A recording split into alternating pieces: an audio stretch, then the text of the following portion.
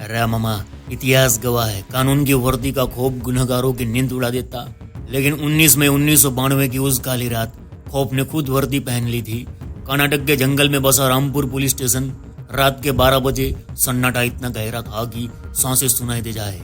अचानक एक धमाका और फिर वह हुआ जो आज तक भारत के क्राइम इतिहास में कभी नहीं हुआ था। सिल्वर स्क्रीन पर जब केजीएफ का रॉकी भाई पुलिस स्टेशन को मशीन गन से भून देता तो थिएटर सिटियों से गूंज उठता।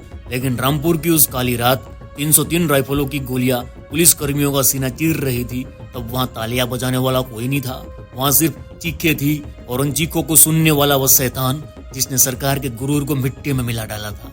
5 शहीद पुलिसकर्मी, लूटा हुआ शस्त्रागार और एक ऐसी हार जिसने भारत की सबसे ताकतवर टास्क फोर्स को जन्म लेने पर मजबूर कर दिया।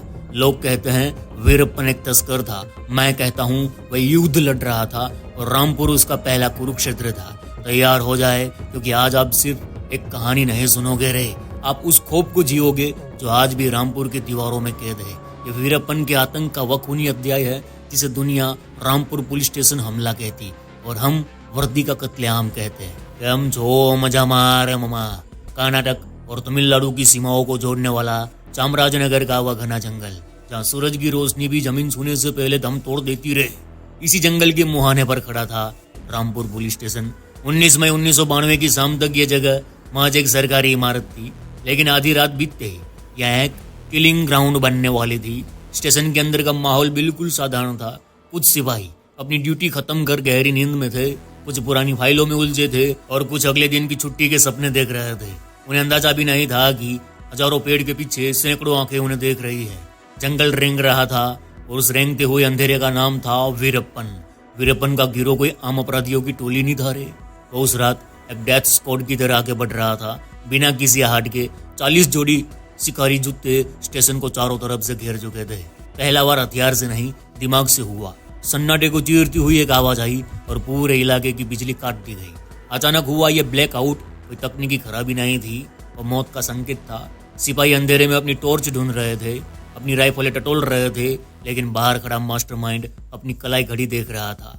उसे पता था कि अगले 60 सेकंड में स्टेशन की किस्मत बदलने वाली है। रात के ठीक 12 बजे जब अक्की दुनिया सो रही थी, रामपुर पुलिस स्टेशन के बरामदे में मौत ने कदम रखा। अचानक एक कान फाड़ देने वाला धमाका हुआ। वीरप्पन के गिरोह ने पहला हैंड ग्रेनेड सीधे स्टेशन के संतरी पोस्ट पर फेंका। इससे पहले कि कोई संभल पाता, चारों तरफ से गोलियों की ऐसी बौछार हुई जैसे आसमान से बारूद बरस रहा हो। यह कोई आम मुठभेड़ नहीं थी, यह एक तरफा नरसंहार था। अंधेरे कमरे, चीखते पुलिसकर्मी और दीवारों को छल्ली करती 500 से ज्यादा गोलियां। वीरप्पन बाहर खड़ा अपनी पुरानी भरमार बंदूक से नहीं, बल्कि एक मिलिट्री जनरल की तरह अपने साथियों को निर्देश दे रहा था। स्टेशन के अंदर मौजूद सिपाही अपनी जान बचाने के लिए टेबल के नीचे छिप गए। लेकिन कंक्रीट की वह दीवारें उस रात लोहे की गोलियों को रोकने के लिए काफी नहीं थी। ठीक वैसे ही जैसे किसी फिल्म के क्लाइमेक्स में विलेन पुलिस की चौखट लांग कर अंदर घुसता, वीरप्पन ने रामपुर स्टेशन के मुख्य द्वार को लात मारकर खोल दिया। धुएं और बारूद की गंध के बीच उसकी मूंछों का वह खौफनाक साया दीवारों पर नाच रहा था। पुलिस की वर्दी जिससे अक्खा इलाका थर रहा था, उस रात बेबस थी। कांस्टेबल राजप्पा ने जवाबी फायरिंग की कोशिश की, लेकिन एक के बाद एक 3 गोलियों ने उनका सीना छल्ली कर डाला। फर्श पर बिखरा खून, बिखरे हुए कारतूस इस बात के गवाह थे, यहाँ कोई रीटेक नहीं होने वाला था। वीरप्पन का असली टारगेट पुलिसकर्मी नहीं, बल्कि वह माल था जिसके दम पर उसे अक्खा जंगल जीतना था। उसने सीधे शस्त्रागार का ताला तोड़ा। उसकी आंखों में वह चमक थी जो एक शिकारी को अपना सबसे बड़ा शिकार पाने के बाद मिलती। राइफलें, पिस्टलें और हजारों राउंड कारतूस। वीरप्पन ने कानून के ही हथियार को कानून के खिलाफ इस्तेमाल करने के लिए अपनी बोरियों में भर दिया। सिर्फ 15 मिनट, जी हाँ, सिर्फ 15 मिनट में रामपुर पुलिस स्टेशन एक मलबे और लाशों के ढेर में तब्दील हो चुका था।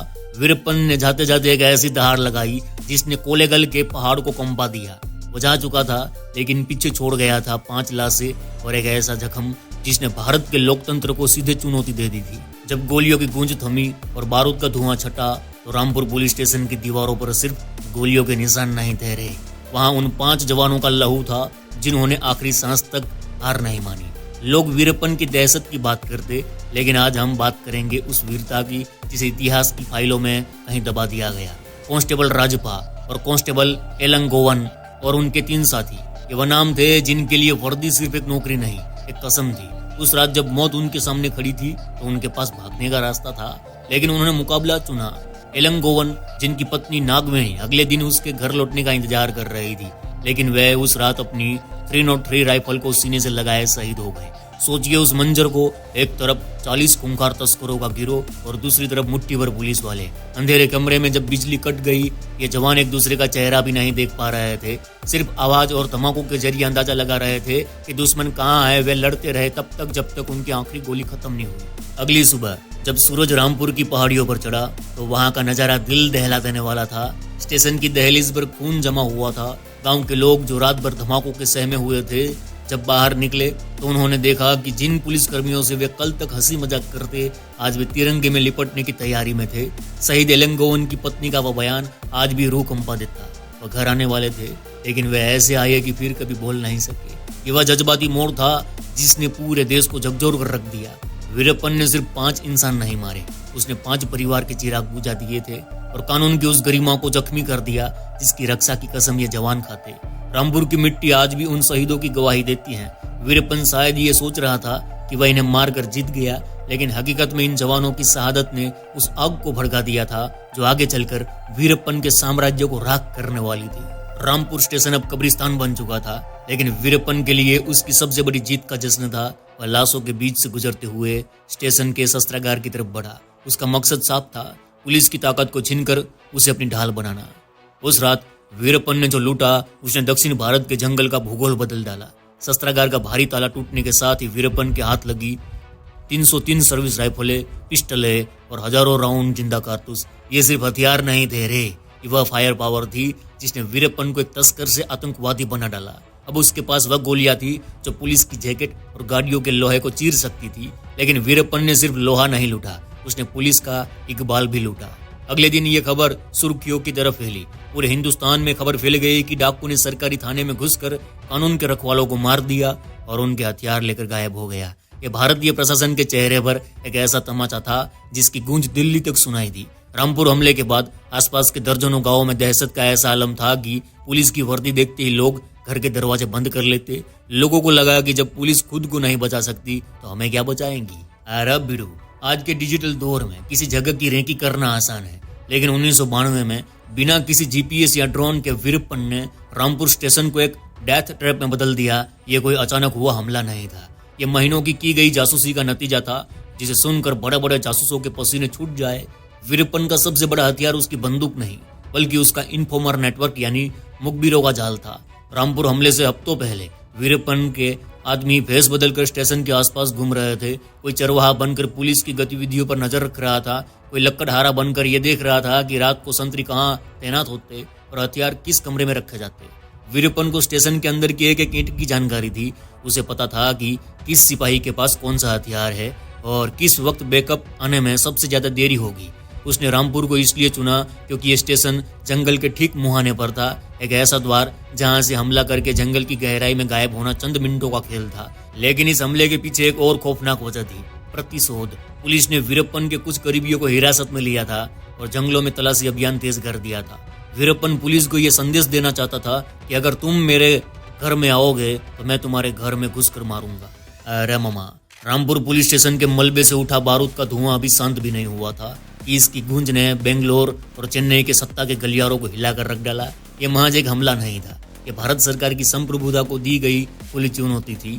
वीरप्पन ने रामपुर में जो आग लगाई थी उसने अब एक ऐसी जंग का रूप ले लिया था जिसे आज हम वीरप्पन हंट के नाम से जानते। रामपुर की हार ने पुलिस के माथे पर कलंक लगा दिया था, लेकिन इसी अपमान से पैदा हुआ स्पेशल टास्क फोर्स। कर्नाटक और तमिलनाडु की सरकार ने पहली बार हाथ मिलाया और कसम खाई अब बात सिर्फ गिरफ्तारी की नहीं बल्कि वजूद की है। रामपुर हमले के बाद ही ऑपरेशन कोकून जैसी रणनीतियों का ब्लूप्रिंट तैयार होना शुरू हुआ। लेकिन इस खूनी कहानी का सबसे डरावना मोड़ अभी आना बाकी था। रामपुर हमले में लूटी गई 303 राइफलों ने ठीक 3 महीने बाद मणियाम एम्बुस में एसपी हरिकृष्ण और शकील अहमद का सीना छल्ली कर डाला।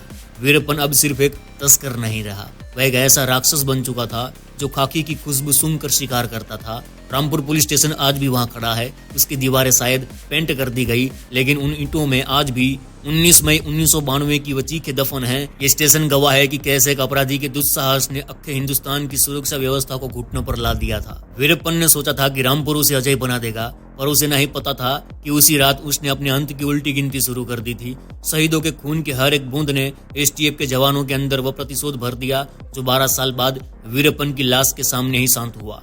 रामपुर स्टेशन हमला इतिहास का वह काला पन्ना है जो हमें याद दिलाता है कि जब कानून सोता है तब वीरप्पन जैसे शैतान जन्म लेते, और जब कानून जागता है तो फिर जंगल का कोई भी कोना उसे बचा नहीं सकता। तो भाई ये थी पूरी कहानी। आज के लिए बस इतना ही। चलो इस गुज्जू भाई का राम राम, मिलते हैं फिर।